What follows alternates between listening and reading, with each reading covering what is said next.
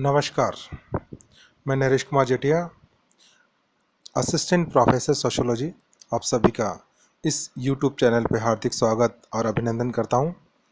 मैं आप सबसे रिक्वेस्ट करना चाहूँगा कि आप इस चैनल को सब्सक्राइब ज़रूर कर लें और साथ में बेल आइकन को दबा दें ताकि आपको नोटिफिकेशन समय समय पर मिलते रहें और आप इसका बेनिफिट ले सकें। तो आइए अब हम स्टार्ट करते हैं आज का ई लेक्चर। मैं सोशियोलॉजी का एक टॉपिक इंस्टीट्यूशन के बारे में आपको बताने जा रहा हूँ। इंस्टीट्यूशन को हिंदी में कहते हैं संस्था। संस्था शब्द का हम बहुत डेली लाइफ में इस्तेमाल करते रहते हैं।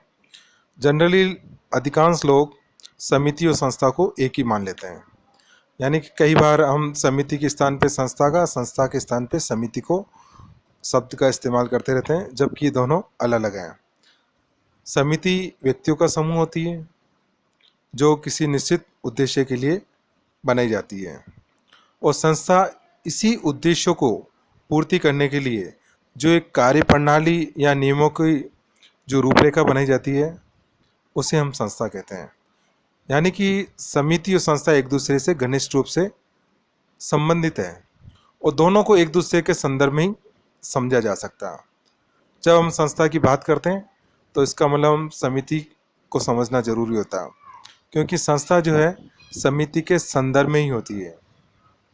यदि समिति नहीं होगी तो संस्था नहीं होगी, क्योंकि समिति जिस उद्देश्यों को या कुछ उद्देश्यों की पूर्ति के लिए जो कार्य करती है, वो कार्य करने का जो तरीका होता है वो संस्था कहलाती है। यानी संस्था एक प्रकार से नियमों का संग्रह है, एक प्रकार की कार्य प्रणाली है। मैं सोचता हूँ संस्था का अर्थ आप अच्छी तरह ढंग से समझ चुके होंगे। इसके संदर्भ में एक मैकाई और पेज की परिभाषा है जो मैं बताना चाहूँगा। संस्थाएं सामूहिक क्रिया की विशेषता व्यक्त करने वाली कार्य प्रणाली के स्थापित स्वरूप अथवा अवस्था को कहते हैं।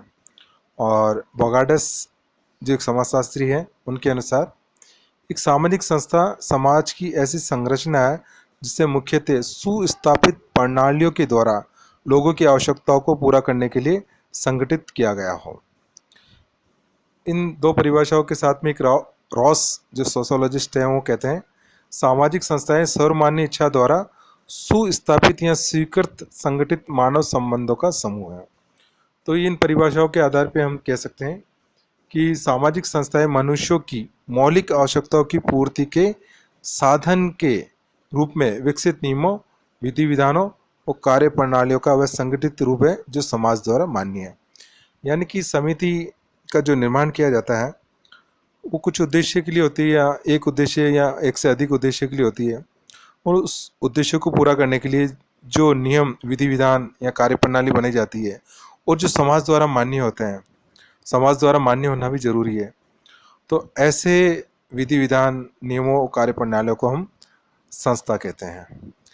संस्था की कुछ विशेषता हैं जिसके आधार पर हम संस्था को और अच्छे ढंग से समझ पाएंगे, और ये विशेषता गिलिन के द्वारा दी गई है। संपूर्ण सांस्कृतिक व्यवस्था में संस्था एक इकाई के रूप में कार्य करती है। यानी कि जितनी भी जो हमारी सांस्कृतिक व्यवस्था है उसके अंदर एक इकाई के रूप में कार्य करती है। संस्था जो है वो धीरे धीरे विकसित होते हुए बहुत सारी जो जनरीतियाँ, प्रथा, रूढ़ियाँ जो विकसित होती है उसका रूपांतरित स्वरूप होती है जो संस्था के रूप में विकसित होती है। संस्था नियमों और कार्य प्रणाली की व्यवस्था होती है। संस्था मनुष्य व्यक्तियों का समूह नहीं है, जैसा कि मैंने कहा, पहले भी कहा, ये नियमों और कार्य प्रणाली की एक व्यवस्था है जिसमें जनरीतियाँ, प्रथा, रूढ़ियाँ, लोकाचार, लिखित और अलिखित नियम चलते हैं।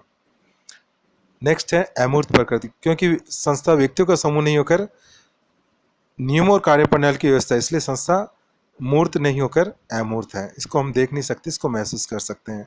नेक्स्ट है अधिक स्थायित्व, यानी कि संस्था का जो विकास एक लंबी अवधि के बाद होता है। यानी कि संस्था कुछ उद्देश्यों की पूर्ति के लिए बनाई जाती है, या एक से अधिक उद्देश्य होते हैं उनकी पूर्ति के लिए बनाई जाती है।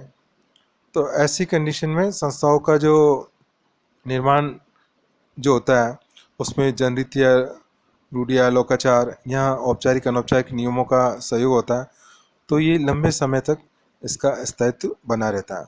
और संस्था जब इसकी उपयोगिता प्रमाणित हो जाती है तो लंबे समय तक अन्य जो समाज के व्यक्ति हैं वो पीढ़ी दर पीढ़ी इसका उपयोग करते रहते हैं। संस्था के अंदर एक या अनेक जो होते हैं सुस्पष्ट उद्देश्य होते हैं। संस्था का जो निर्माण किया जाता है वो जो उद्देश्य होते हैं वो स्पष्ट होते हैं, जिसका संस्था के जो व्यक्ति हैं, संस्था से जुड़े हुए लोग, उनको निश्चित तौर पे जानकारी होती है। इसमें भ्रम की स्थिति नहीं होती है। इस संस्था में कुछ सांस्कृतिक उपकरण होते हैं। संस्था के अंदर हम देखते हैं कि भौतिक और अभौतिक उपकरण होते हैं, जैसे भवन है, फर्नीचर है, औजार है, मशीन है। और इसके साथ साथ जो संस्था के अभौतिक उपकरण भी होते हैं, जैसे विचार है, आदर्श है, मूल्य है, कार्यप्रणाली है। यानी इसमें भौतिक और अभौतिक उपकरणों के माध्यम से संस्था का निर्माण होता है। जैसे हिंदू समाज के अंदर हम देखते हैं कि होम वेदी है, मंडप है, कलश है, धूप है, चावल है। ये विवाह संस्था से संबंधित भौतिक और अभौतिक तत्व होते हैं।